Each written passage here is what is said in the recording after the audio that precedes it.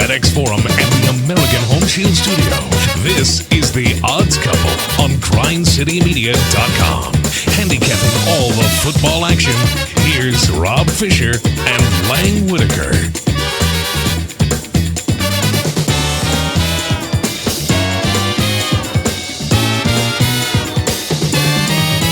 Hello, good people. Welcome to the program. We are dressed up today. It is the Odds Couple annual Oscars celebration with the Academy Awards coming out this week. Lang put on a tuxedo. I got on my red carpet attire. We are with you here to talk about the Oscars and how to bet on the Oscars, the favorites for the Oscars this weekend. Spice up your Oscars party this weekend. We got all the information for you. I'm Rob Fisher. Lang Whitaker is here as well. How are you, sir? You gave me the best answer last week when I called you, and I was like, I got the tuxedo shirt to wear. I was like, I assume you have a tuxedo. And Rob said, I'm going to wear my red carpet look. I did. Is that the first time you've said that? That's true. The way it rolled true. off your tongue Yeah. is great. CJ Hurt is here, as he is each and every week. He's got his tuxedo on as well. I do as well. Lang hooked me up with a tuxedo shirt. Looking also, good. I look good in it. Looking I like good. it. We didn't have to good. rent these. We bought these. You bought them. Purchased. Yeah. Oh, okay. And also today, this is our second Oscars show, and I couldn't remember. It was Second 2 years annual. ago? Or did we do one last year? We did one last It year. was last Yeah. year. Okay, because the Oscars were earlier last year. All right, cool. That's right. Second annual Oscars celebration here on The Odds Couple, and for the second straight year, we bring in our Oscars expert. That's what we're calling you, because why not add more to your title? Sure. Chris Herrington from the Daily Memphian, writer, columnist, editor, DJ, Memphis stuff, music stuff, movie stuff, Grizzly stuff. I don't know if I hit everything. I'm doing a lot of food lately. Food, that's right, food. Yeah. I forgot food. podcaster. So speaking of the Odds Couple and the Oscars, this never occurred to me before. Who is the Oscar and who is the Felix in this roommate situation that you guys have going on? One's a sports writer, right? I don't know which was which. I believe Oscar was the sports writer. And the other the one- slob. Yeah, You're the looking other- more Oscar right now. Well, the other one was kind of like the dandy, right? So that would be Rob. I'm the dandy. Felix. Yeah. All right. We've Yes. never really discussed. I think it's kind of been taboo to even bring it up to see who's who. And All right. CJ's On the whole Neil deal. Simon of the group. So.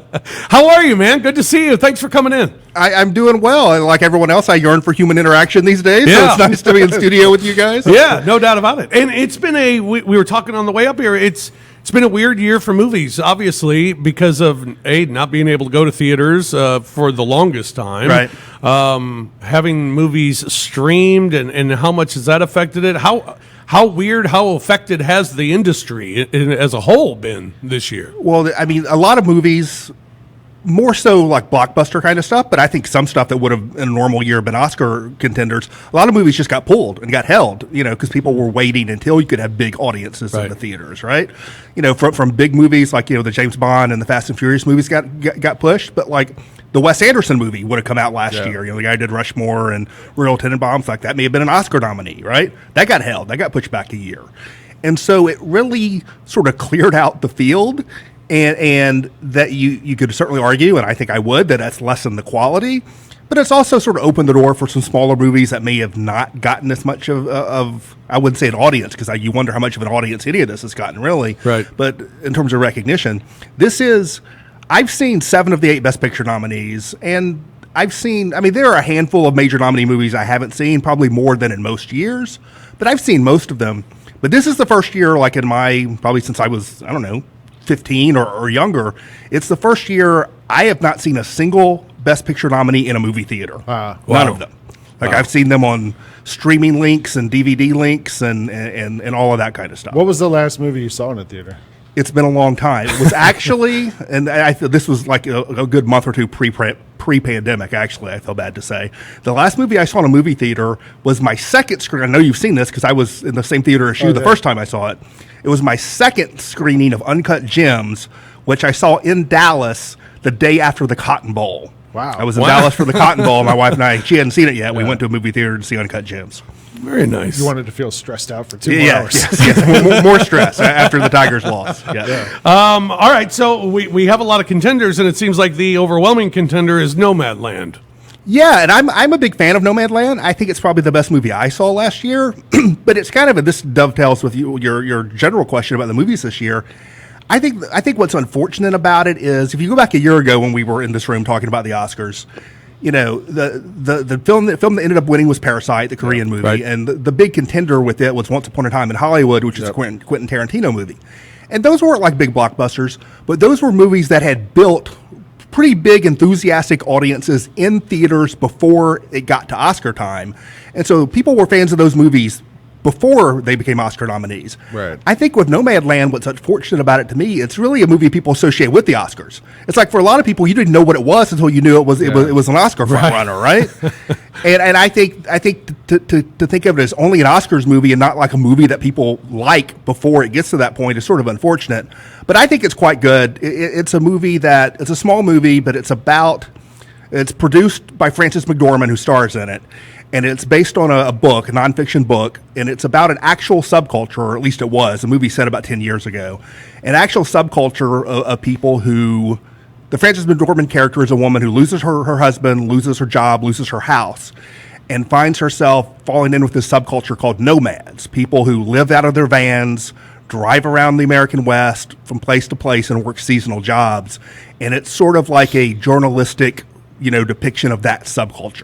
Wow. And it is the overwhelming favorite, minus 670 when you look at the odds for Best Picture. The Trial of the Chicago 7 is plus 650. That would be second on the list, followed by both Promising Young Woman and Minari, both at plus 14. Chloe Zhao, she is the director for Nomadland, and she's the first Asian woman to win a Golden Globe for Best Director and Picture. Here's what she had to say about winning that Golden Globe. First feels like a long time coming, isn't it? You feel like it's about time, and I'm sure.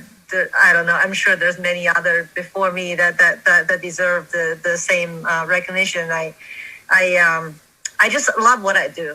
I just really love it, and if this means more people like me get to live their dreams and get to do what I do, I'm happy. I just like hearing Rob throw the clips of directors. That's right. I like hearing actors. clips of directors and actors because we don't do that very often on this show. I haven't seen any of the Best Picture nominees because, to me, it feels like all these movies are just movies that are about people talking. No, I mean, this show is a show about people talking, right? I don't watch this either.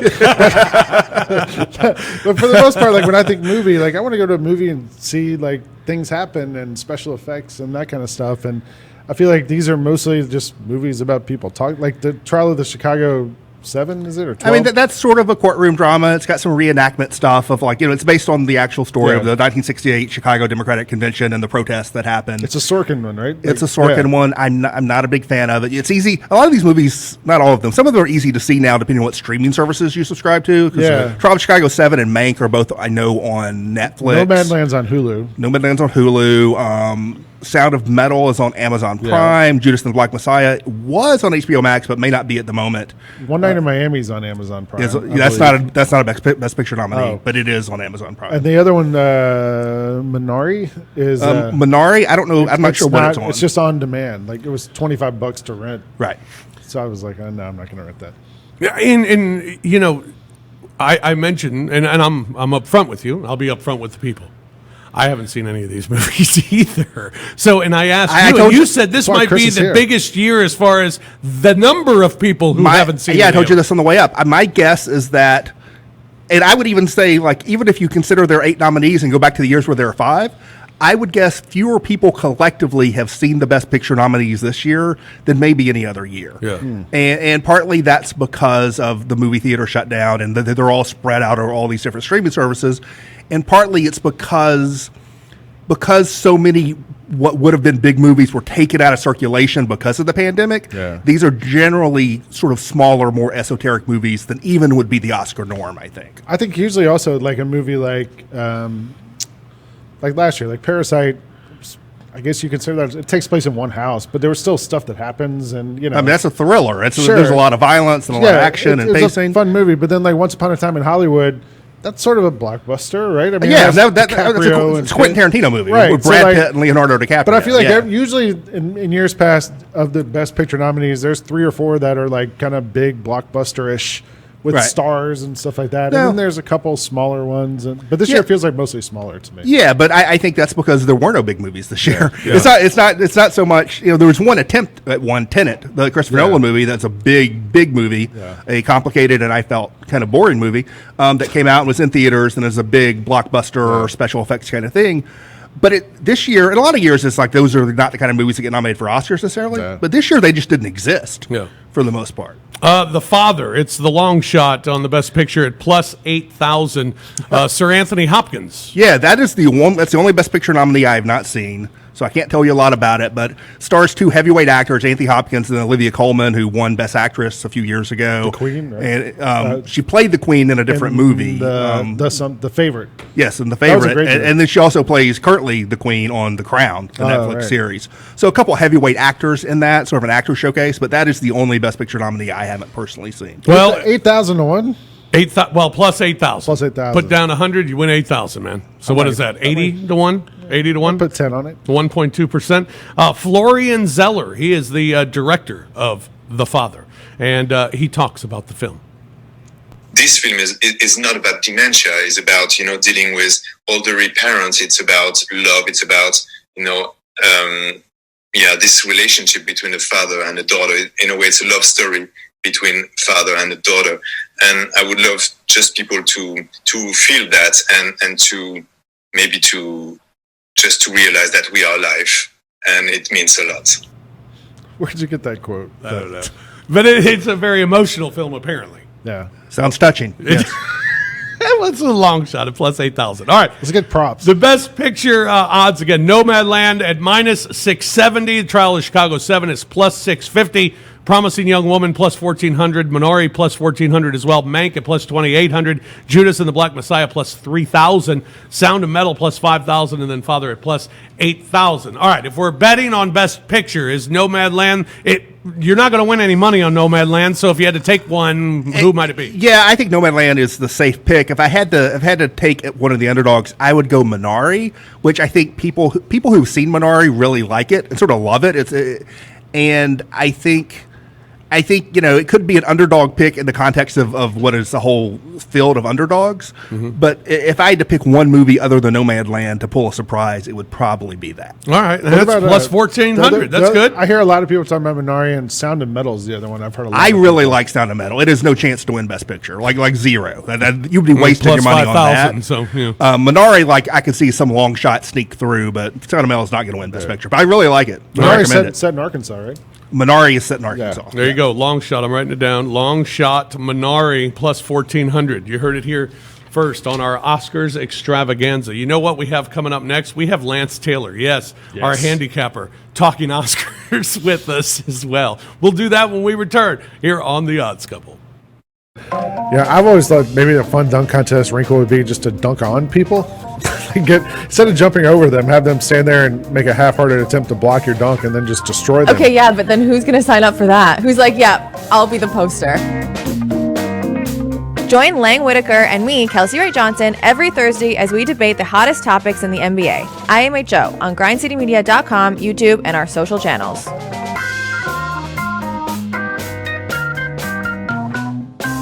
Once a week, get your basketball fix with Talkin' Grizz featuring me, Kelsey Wright Johnson, and media from around the NBA as we discuss draft topics, prospects, and more. Connect with Grind City Media on all their social channels, subscribe to Grind City Media YouTube, and follow Grind City Media on Twitter and Instagram to stay up to date with all things Grizzlies.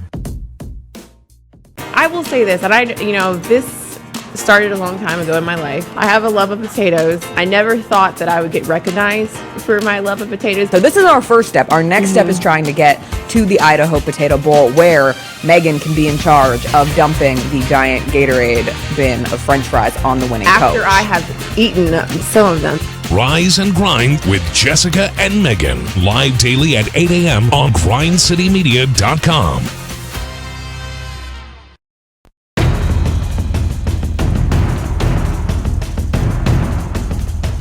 Welcome Back to GrindCityMedia.com, live from FedEx Forum and the American Home Shield Studio. Now, here's more of the Odds Couple, Rob Fisher and Lang Whitaker. Don't miss Rise and Grind here on Grind City Media with Jessica Benson, who's going to be joining us here momentarily, and also Megan Triplett. They bring you energetic double shots of morning vibes each and every morning. Catch you up on the latest in sports and entertainment, pop culture, and everything Memphis. It's on GrindCityMedia.com, Grind City Media on YouTube, or via the official Grizzlies mobile app. To catch Jessica and Megan live or download each episode daily and subscribe at iTunes, Spotify, or SoundCloud today for Rise and Grind. Welcome back to the Odds Couple, our Oscars edition of the Odds Couple. Excited about this weekend, a big night in film. And of course, each and every year we have films that might have something to do with sports. There's one this year with sports and entertainment. Not up for Best Picture, but certainly up for plenty of awards, and that is One Night in Miami. Leslie Odom Jr., he sang here, was that for MLK Day? It was. This year? Leslie Odom Jr.? 2 years ago, yeah. 2 years ago? Really? It wasn't even this year? That was last year? I think it was 2 years ago. Oh, okay. Well, Leslie Odom Jr., who performed here at FedEx Forum, he is in that movie and talked about making it. More often than not, what I've found in my particular path is it really was just the willingness to fail.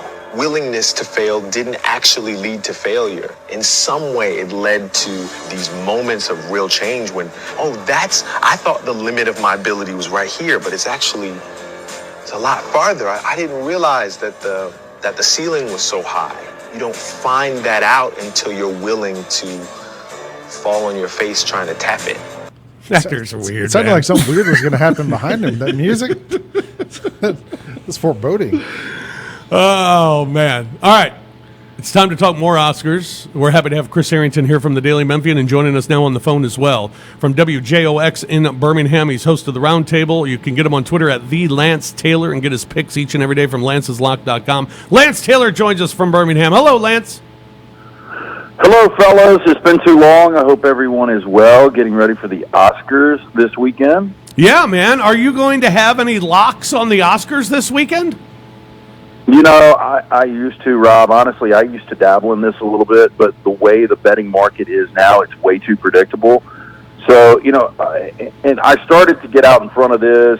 It's probably been 7 or 8 years where you could get legitimate odds on all the major categories of the Oscars, and I would go on the air the Friday before the Academy Awards, and I would give the major 6 categories, so Best Picture, Best Director, and the 4 major acting categories.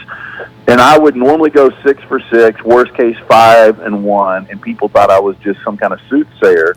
What they didn't realize is when you get the up-to-date odds on this, there are so many just major favorites. It's done a couple of things. It's impossible really to play these Oscars unless you just take a major flyer on some long shot, and the chances of it hitting are slim and none. And the other thing it's done is it's shown me exactly, again, who's going to win, so it kills any drama in watching the ceremonies. Right. So based on the betting market, it is that and how political everything has gotten have killed the Oscars for me. Yeah, so I've got zero desire to watch this weekend. Yeah, well, great endorsement here on the Oscars. Spectacular. Thanks, Lance. Chris, in talking about that, it's the odds are so overwhelming. How much of that is because it is political? Oh, I don't know. I mean, because you could go in and say, this was my favorite of the movies.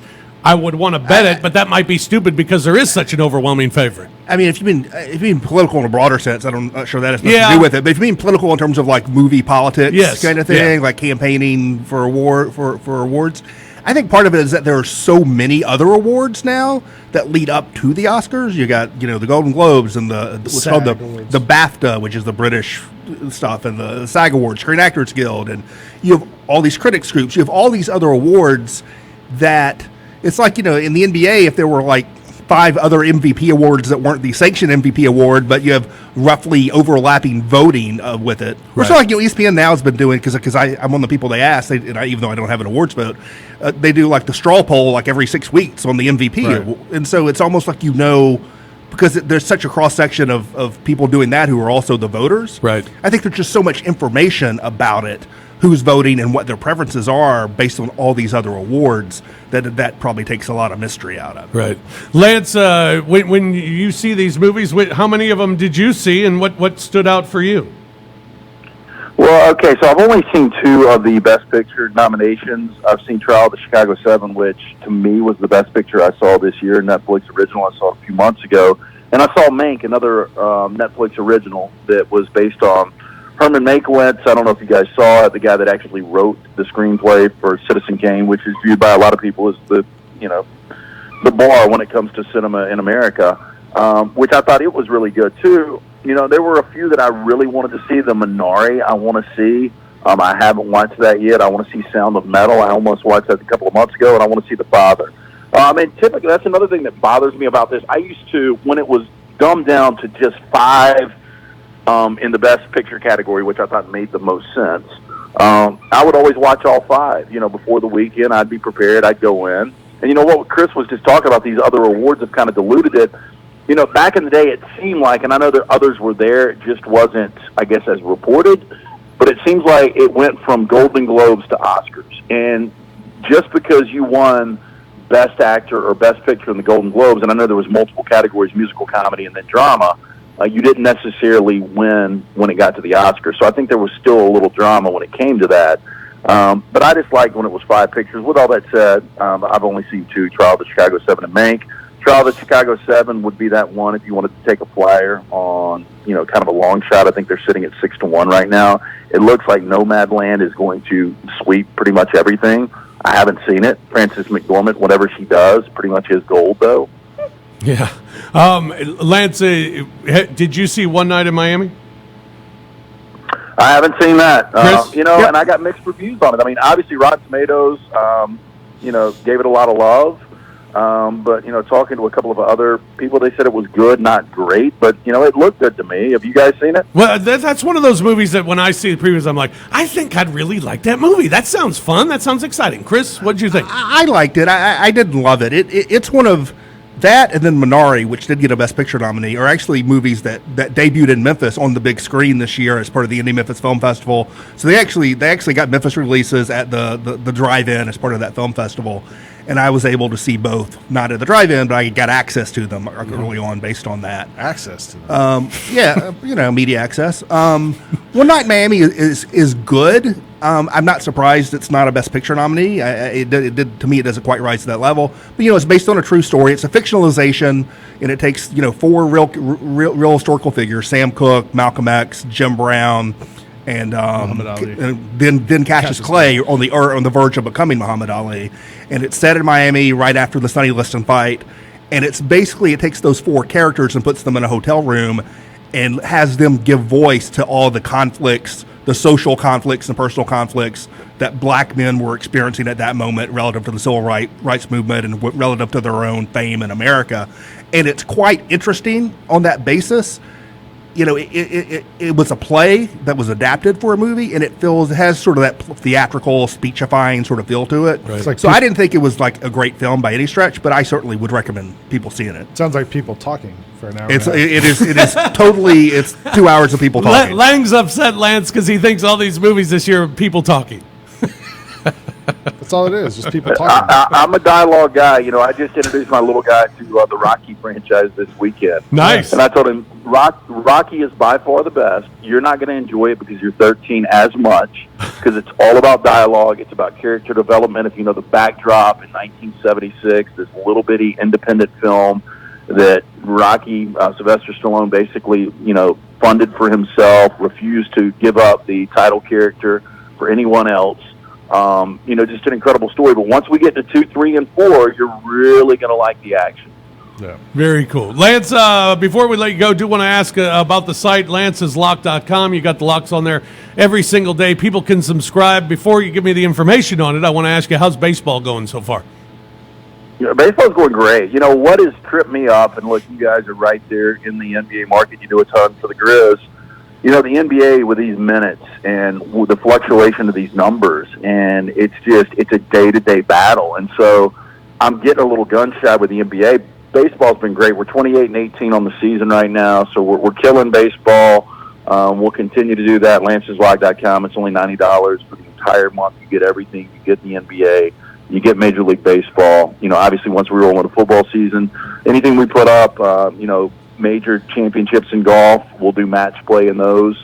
But everything is $90. And again, we're killing baseball right now, 28 and 18. We'll get back filling basketball out.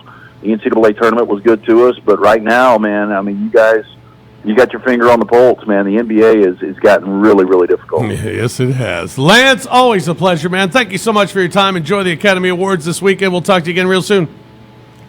Yeah, thanks, Rob. Good talking to you guys, Chris. See ya. All right, buddy. Thanks. Lance Taylor joining us from WJOX in Birmingham. Well, we mentioned movies that have sports and some entertainment. And Lang, I've heard you are nominated for an Oscar this year. Is that correct?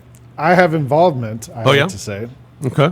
In a movie that got nominated for Best Animated Picture. Oh. So the movies that got nominated, I had to look up the competition because I'm not familiar with it. Onward, which is a Pixar movie. I've seen Onward. Yeah, I've seen Onward. Yes. Over the Moon, which I haven't seen. That's great. It's on Netflix. It's a Chinese American type story. It's great that we get to the animated movies and we've all seen. This is the most engagement we've had. Visually, it's spectacular, and the main song from that is great. Shaun the Sheep movie, Farmageddon, which I've actually seen that. All right. And then Wolfwalkers. Which I'm not familiar with that. I've seen that one also. It was really, really good. And then there's Soul, Right. which was the Pixar movie that came out, and I don't know, it came out 6 months ago or so. And in the movie, the guy goes to get a haircut, and he goes in the barber shop, and featured prominently there, and they show it several times. Kimball has a photo of it. It's a copy of Slam magazine in the barber shop. I was an editor at Slam magazine for a dozen years or so. While I was there, we had the idea to come up with a cover with LeBron. And we said, let's do the LeBron cover and let's make him the new logo. Do half blue, half red. We pitched the idea to LeBron. He was like, I'm all for it. I was there. I explained it to LeBron. He did it. He nailed the pose like this. And then we see the movie come out and our magazine's then sold. So by association, I feel like hopefully I'm getting an award. I thanked I added the director on Twitter, and he liked the tweet, and so he acknowledged to me that our involvement in this thing. So did you ask if you're in the credits? No, I watched the credits. No, you didn't. I slowed it down. I was like, hey, are we in? No, we don't get mentioned. But I do feel like that to me was when I did see the movie. All jokes aside, like. All of us from Slam that era were texting each other being like, this is crazy. Like, there was 4 of us sitting in a room and we came up with this idea and now it's in this movie that got nominated for an Oscar. Like, what in the world? That's beautiful. All right, Chris, want to get your thoughts on a couple of other awards before we get to the break. Best Actor, we got Chadwick Boseman, overwhelming favorite at minus 2,500. Anthony Hopkins at plus 800. Riz Ahmed from The Sound of Metal at plus 1,400. Gary Oldman from Mank at plus 2,000. And Stephen Yeun from Minari? Yeun, I think. Yeun, okay, at plus 2,500. This is a strong category. I have not seen, again, Anthony Hopkins and The Father, but the other 4 are all quite good. And the little critics group I'm in, I actually voted for Riz Ahmed as my best actor, although I did have Chadwick Boseman on my ballot. We vote for 3. Is he nominated for the Five Bloods? Or no, he's nominated. That would have been supporting. He's nominated for Ma Rainey's Black Bottom, which is August Wilson, another theater adaptation. I think Boseman will win. And he's terrific, and you have obviously the added, it's posthumous award there, right? And so I think he will win. If I were, I would vote for. I think Riz Ahmed was probably the best performance, but if I were trying to pick an underdog for voting purposes, I'd probably go Hopkins just based on his name. Yep. And the father is also a Best Picture nominee. Yeah, Hopkins at plus 800. It sounds like you really like the Sound of Metal, though. Like between, I do. That's one of. That was made my personal top 10 of the year, and I think that's a movie. That's a movie I think a lot of people would like if they actually watched it. I think a lot of people listening to this, if you flip on Amazon Prime and actually watch it, I think that movie would have a good audience if people would give it. It's not just people talking. It's about Undecided if I it's wanna about watch a heavy metal drummer losing his hearing. That's what it's about. That's all I knew. But yeah. And Best Actress, Carey Mulligan from Promising Young Woman is the favorite, but just at plus 125. This seems to be the closest category. Viola Davis from Ma Rainey's Black Bottoms at plus 180. Frances McDormand from Nomadland at plus 350. Andra Day from the United States versus Billie Holiday at plus 600. And then Vanessa Kirby from Pieces of a Woman at plus 1400. Yeah, Vanessa Kirby's not going to win. The other four, like any of the other four, would not be a shock to me. And I think this is probably one of the more wide open categories, even though Nomadland's a heavy favorite across the board, and Frances McDormand, that it's sort of her movie. I think Viola Davis and Carey Mulligan could both win. The thing Carey Mulligan has going over Viola Davis would be Carey Mulligan carries the movie in Promising Young Woman, whereas Viola Davis sort of is a co-lead with Chadwick Boseman. And Promising Young Woman, unlike Ma Rainey's Black Bottom, is also a Best Picture nominee, so that suggests sort of a heavy level of support there. And so my guess is it's going to be Mulligan or McDormand, but I don't, to me, that's almost like a coin flip. I don't know.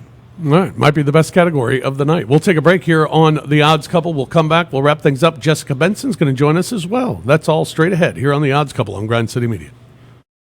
He had a block I've never seen in my life before. He was coming past half court, and he turned it over. Ja chased him down like LeBron.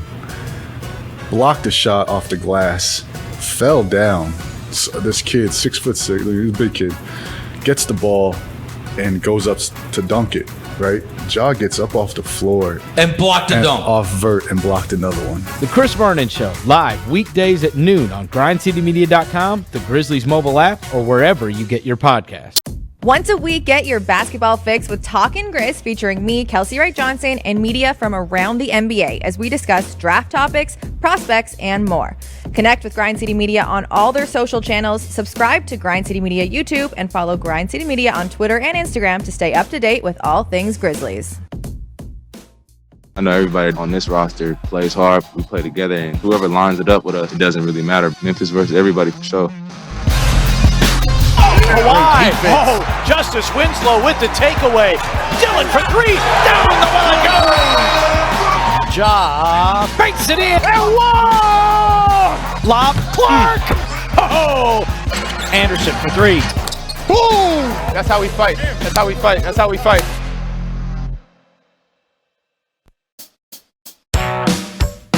Welcome back to The Odds Couple on GrindCityMedia.com. Live from FedEx Forum and the American Home Shield Studio. Here's The Odds Couple, Rob Fisher and Lang Whitaker. Get your daily sports, pop culture, and Grizz fix with insider news and commentary on all things sports and more with The Chris Vernon Show, live at noon daily. Tune in to GrindCityMedia.com, Grind City Media on YouTube, or via the official Grizzlies mobile app to catch Chris live, or download each episode daily and subscribe at iTunes, Spotify, or SoundCloud today. Welcome back, everyone, to the Odds Couple special Oscars edition of the program. A couple of other awards, and then we're getting to Jessica Benson, who's going to join us as well. Best Supporting Actor, Daniel Kaluuya. Yep. From Judas and the Black Messiah. Minus 2,000. Wow. Favorite. Sacha Baron Cohen from Borat. Plus 900. Paul Racy, I think. Racy, Sound of Metal, plus 1,200.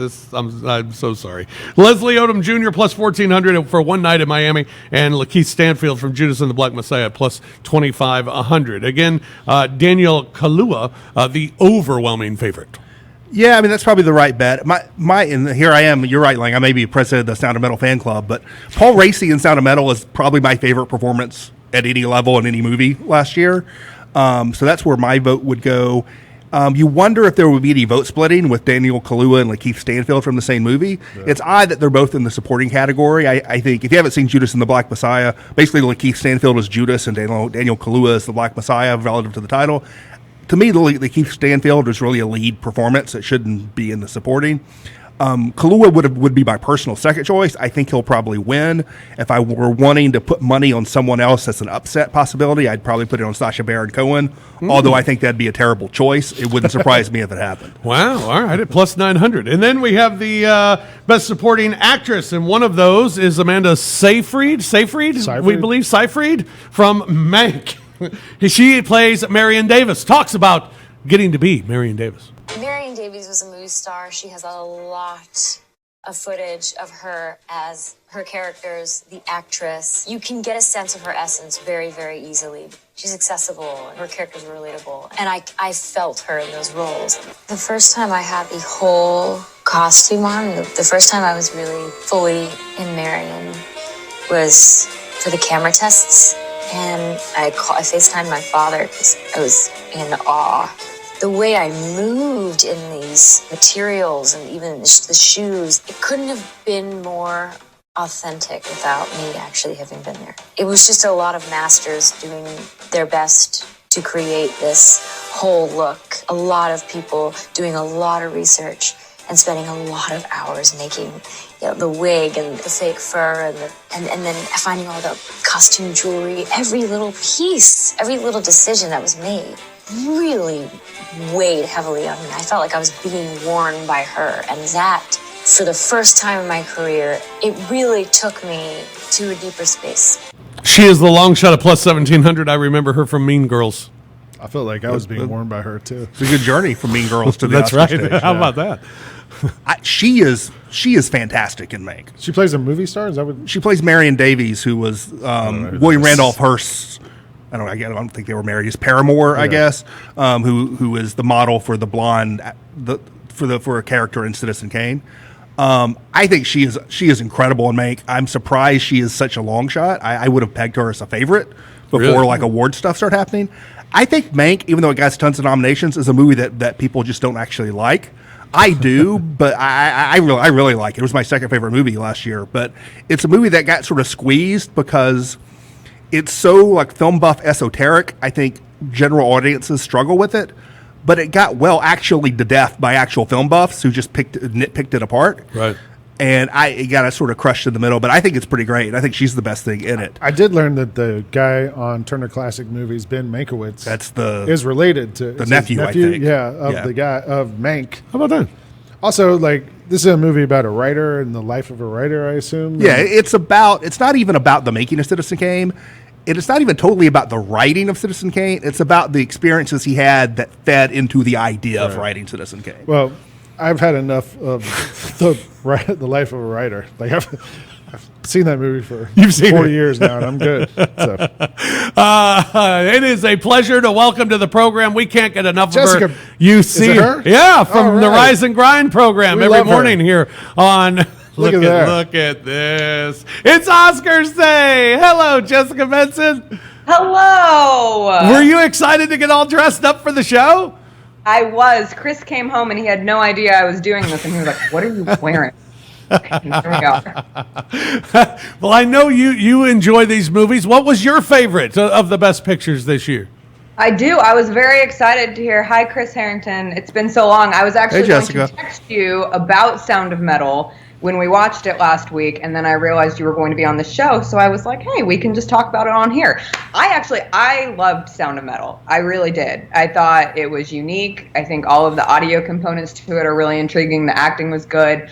So that kind of stands out as a special 1A. I also really liked Minari. So those were my two favorite movies out of that group from this year. But your favorite movie doesn't necessarily mean it's going to win Best Picture. No. Like, what do you think is going to win Best Picture as a student of the Oscars like you are? Thank you. So studious. I think Nomadland will win. I think Chloe Zhao will win for Best Director as well. It feels like everything is trending in that direction. But if anything were to upset it, maybe Trial of the Chicago 7. How weird was it for you as someone who likes to watch these films this year? This past year? How different was it?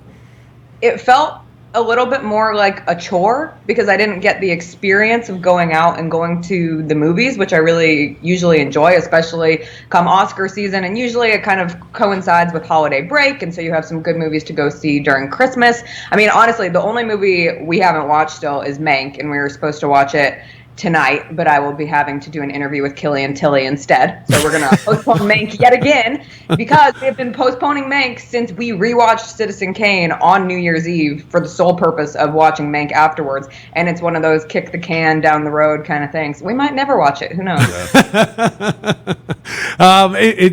Have you ever had big Oscar parties? Do you go to big Oscar parties? I've worked Oscar Sunday. This will be my first, and I guess I'm technically still working it because the Grizzlies play at 3. But I will be great home.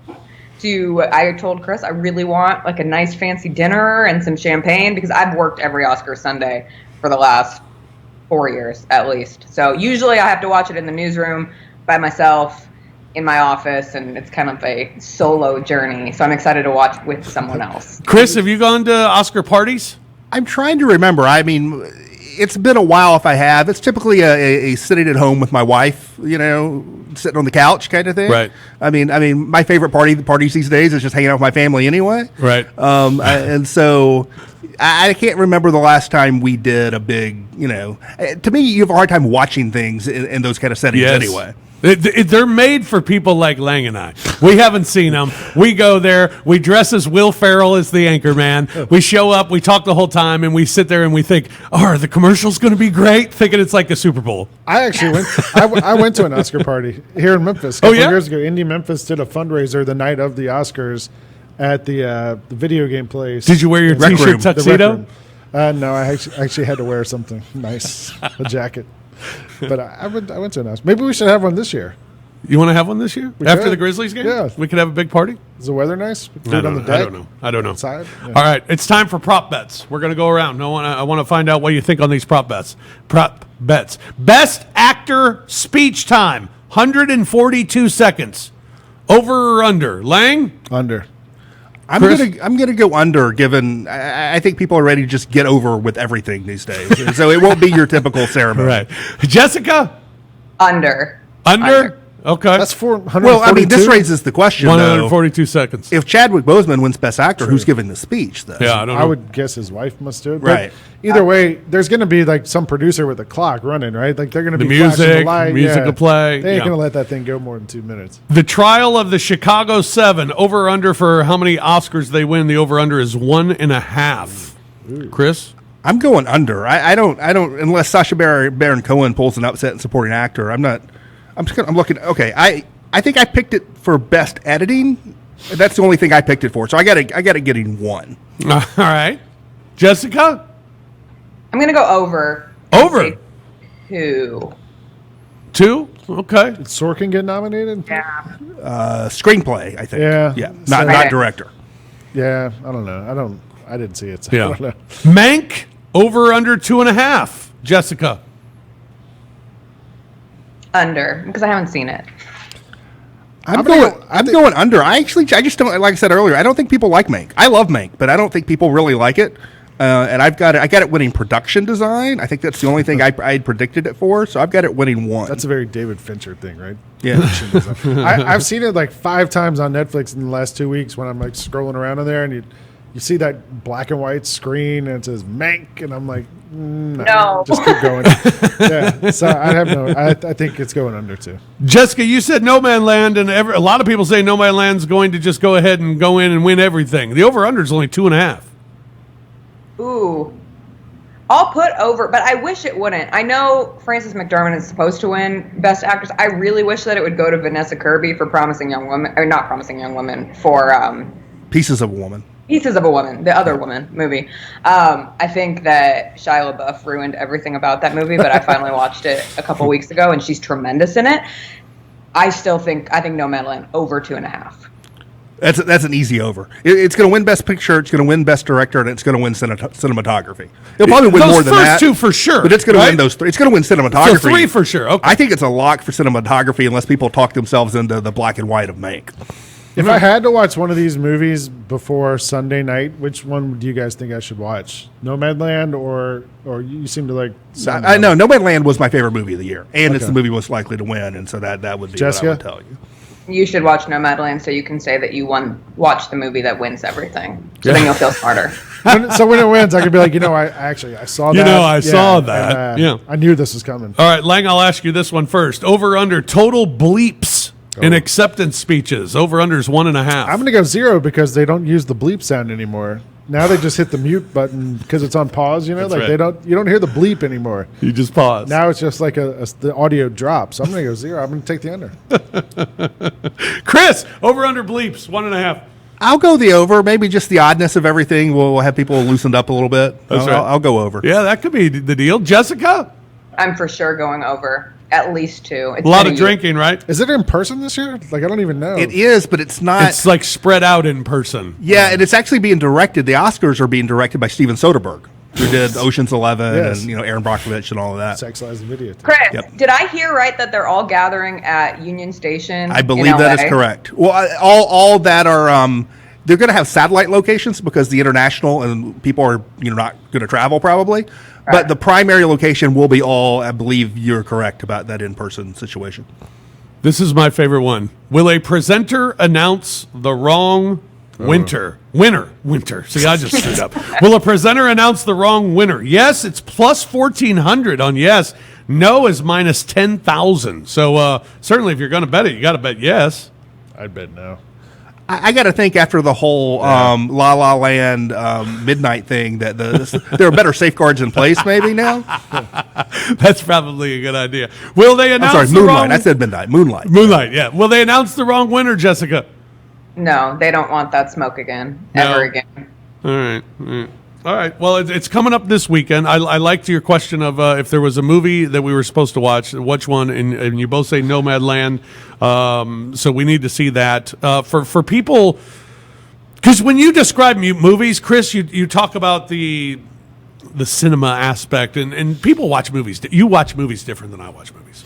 Maybe I think. I think it depends on the movie. I turn on a movie because I Stand on want. his head? What do you mean? I want action. I want like me. entertainment. I mean, I'm going to watch comedies. You don't want to watch people just talking. I don't for an wanna- hour and a half. Same as me. Right. Not a big My Dinner with Andre guy. No. So Or the conversation. If I want to see something that's Conversation's more about listening. True. it's entertainment. No, it'll hold my attention. I don't have to. Basically, what I'm saying is I don't have to think too much. Okay. What movie should I see? Of the Oscar nominees, or just like in life? Like, is there a Trading Fast and Places the Furious? movie or Trading Places that I can watch this? What's a good one? I mean, you could go through all spectrums of people and you say could keep it everybody local. would like this. I'm sure you've probably already seen it, but keep it local and see Coming to America. What did you think of Coming to America? I thought it successful.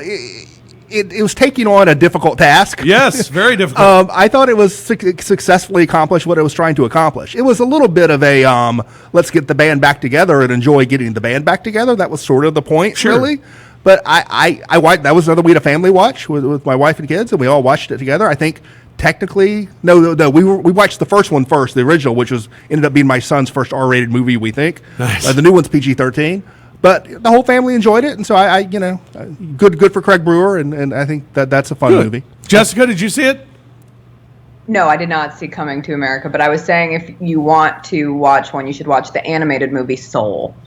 Oh, Lang's in that movie. in that movie. I know. He's got the slam cover. That's But right.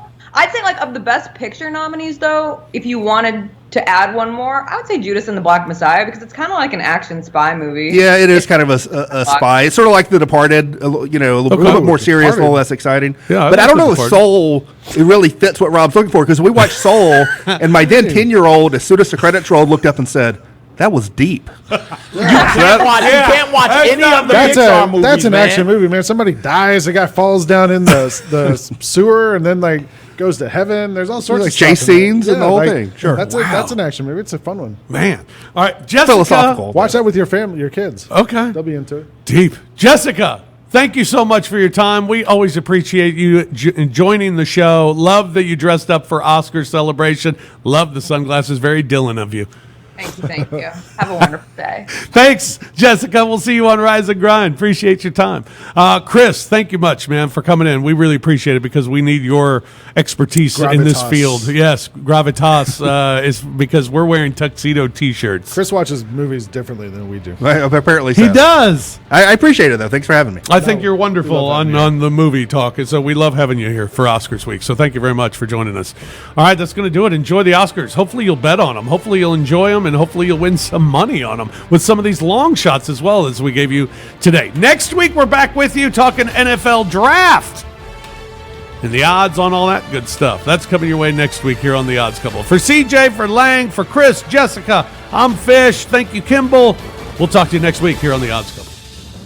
You've been listening to The Odds Couple from the American Home Shield Studio on GrindCityMedia.com. Tune in next week for more football handicapping with Rob Fisher and Lang Whitaker.